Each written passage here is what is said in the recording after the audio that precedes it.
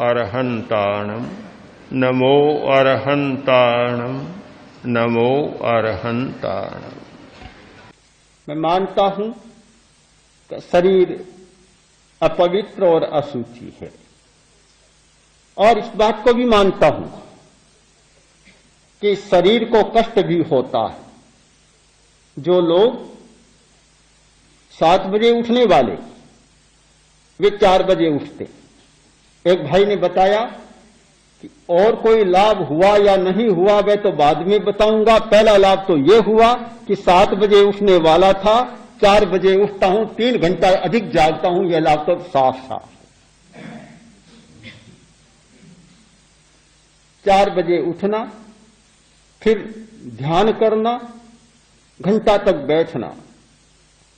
आज ही एक बहन ने कहा कि 4 बार ध्यान बहुत होता है पहले शिविर में नया नया साधक आता है, 4 बार ध्यान तो बहुत ज्यादा होता है,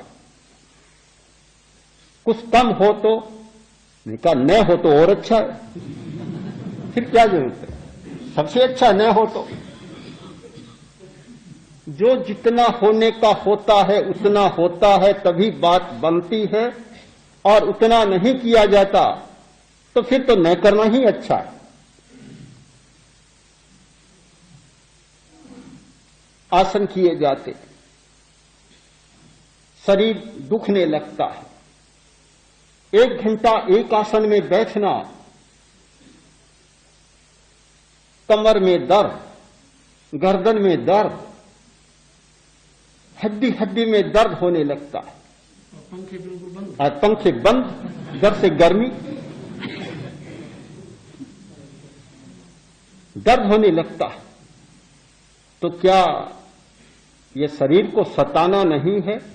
बहुत भाई शिकायत लेकर आते हैं कि बड़ा दर्द हो रहा है, क्यों हो रहा है? मैं कहता हूं स्नायुओं को अभ्यास नहीं है। तुम छेड़छाड़ कर रहे हो तो वे भी तो अपनी प्रतिक्रिया जताएंगे। कोई भी छेड़छाड़ करे और सामने वाला प्रतिक्रिया न करे तब तो फिर शरीर वीतराग हो जाएगा। तुम छेड़छाड़ करो और शरीर अपनी प्रतिक्रिया न जताइए, कैसे संभव हो सकता है? या तो उनको जैसे है वैसे रहने दो, जो पड़ा है वैसे रहने दो, ठीक कोई बात नहीं। दवा लेते हो तो रिएक्शन हो जाता है, बीमारी से छेड़छाड़ मत करो, जैसे पड़ी है पड़ी रहने दो, तो कोई रिएक्शन नहीं होगा, प्रतिक्रिया नहीं होगी। दवा ली और प्रतिक्रिया होती है, कई बार तो इतनी भयंकर प्रतिक्रिया होती है कि दवा लेने वाला घबरा जाता है, देने वाला भी घबरा जाता है कि क्या हो गया। सताना तो है, एक अर्थ में तो सारी बातें ठीक लगती हैं। स्थूल बुद्धि के सामने सब कुछ ठीक है, इसलिए उसे स्वीकार कर लेना चाहिए, क्योंकि जो स्थूल बुद्धि वाला होता है वह हमेशा स्थूल बात को पकड़ता है, गहराई तक नहीं जाता। मालिक ने कहा, नौकर तुम बड़े गधे हो। नौकर बोला, मालिक बड़े तो आप हैं, मैं तो छोटा हूं। बात को पकड़ ही नहीं सका। स्थूल बुद्धि वाला स्थूल बात को ही पकड़ सकता है, वह रहस्य को कैसे समझेगा कि क्या कहा जा रहा है और मैं क्या कह रहा हूं? कुछ समझ में नहीं आता। हाँ, बड़े तो आप हैं, मैं तो छोटा हूं।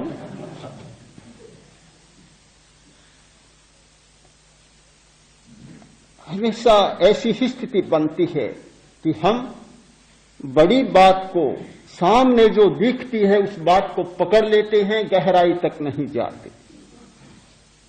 मैंने कहा, मित्र जरा गहराई में बैठो, प्रवेश करो।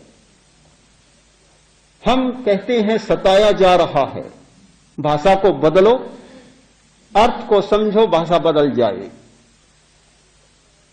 ये सताया नहीं जा रहा है किंतु साधा जा रहा है। काया को सताना एक बात होती है और काया को साधना दूसरी बात होती है। यह सताया नहीं जा रहा है, शुद्धि की जा रही है, काय शुद्धि, शरीर की शुद्धि की जा रही है।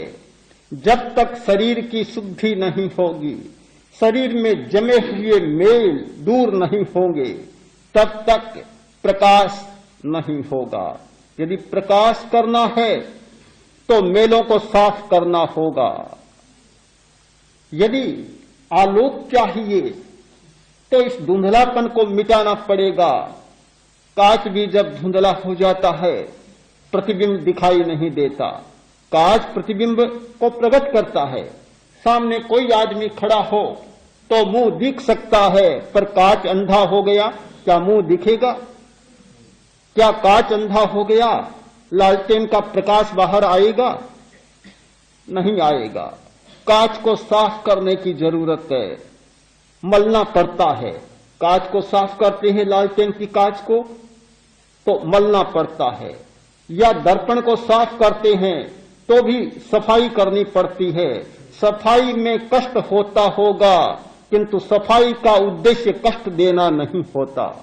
कष्ट देना एक अलग बात है और कष्ट होना दूसरी बात है। जब काया को साधना है, कष्ट हो सकता है, पर हमारा उद्देश्य नहीं है कष्ट देना। और कष्ट देना हो ही कैसे सकता है? साधना का, धर्म का एकमात्र उद्देश्य है सारे दुखों को समाप्त करना। सब दुख विमोक्षणम, सब दुखों से छुटकारा पाना। तो दुखों से छुटकारा पाने वाला व्यक्ति क्या दुख देना शुरू करेगा? कभी नहीं हो सकता। दुख से दुख ही मिलेगा, दुख से सुख नहीं मिल सकता। जिसका लक्ष्य है दुख पाना और जो दुख पाने के लक्ष्य से अपने आप को दुखी बनाता है, वह सदा दुखी बना ही रहेगा। भगवान महावीर का एक वचन है, दुखी दुखम आवत्तई। दुखी दुख को प्राप्त होता है, सुखी कभी दुख को प्राप्त नहीं होता। हम इस बात को और गहरे में उतर कर समझें।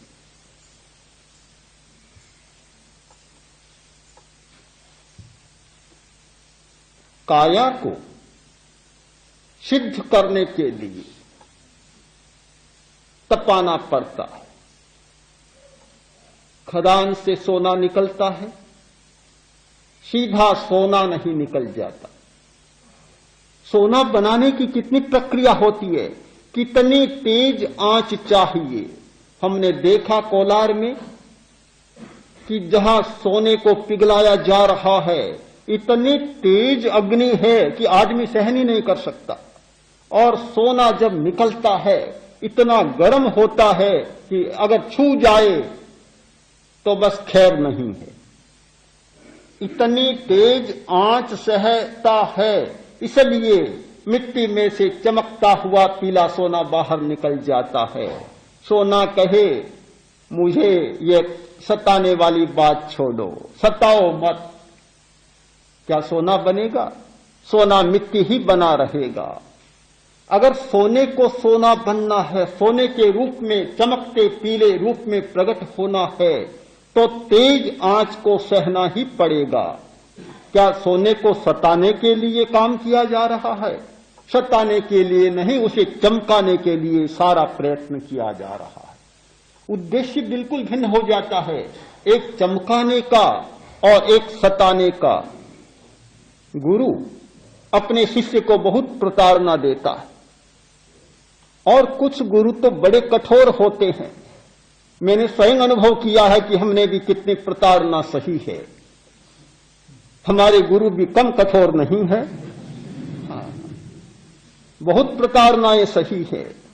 कुछ व्यक्ति जो देखने वाले थे वे कह देते, मुनि अवस्था की बात है कि आप तो हिंसा कर रहे हैं, ये तो हिंसा है, यहां तक कह देते। बहुत प्रताड़नाएं सही है। गुरु प्रताड़ना देता है मिटाने के लिए, नहीं चमकाने के लिए। यदि बात समझ में आ जाए तो सारी बात साफ हो जाए। मिटाने का उद्देश्य होता है, वहां सताना होता है, और चमकाने का उद्देश्य होता है, वहां सिद्ध करना होता है, वहां सिद्धि की बात होती है। आसन इसलिए किए जा रहे हैं कि शरीर में जमे हुए मेल निकल जाए। भाई कहता है कि श्वास लेता हूं, आगे जाता ही नहीं, फेफड़े तक ही पूरा नहीं पहुंचता है। पेट इतना बढ़ा रखा है, चर्बी इतनी बढ़ा रखी, जाए तो भी कहां से जाए? इतने दोष जमा हुए हैं, कहां से जाए? इतना कार्बन डाइऑक्साइड, इतने दूषित गैसें, इतने मल जमा किए हुए हैं। अगर किसी वैद्य को चिकित्सा भी करनी पड़े तो कई दिन जुलाब देना पड़े, विरेचन देना पड़े, तब जाकर कहीं पेट की सफाई हो। और पेट की सफाई हो जाए, एक चिकित्सक की दृष्टि से फेफड़ा, पेट, नाड़ी संस्थान साफ भी हो जाए, अवरोध मिट जाए, तो भी साधक की दृष्टि से बस नहीं है। साधक को तो फिर और सफाई करनी पड़ेगी। चिकित्सक की दृष्टि में मेल साफ हो गया, शरीर स्वस्थ हो गया, किंतु एक साधक की दृष्टि में शरीर के मेल चले जाने पर भी जो चेतना के प्रकाश में बाधा डालने वाले मेल तो अभी बहुत जमे हुए हैं। उन मेलों की सफाई के लिए भारी मात्रा में विरेचन देने की जरूरत होगी। यह विरेचन है आसन, प्राणायाम, व्यायाम आदि आदि।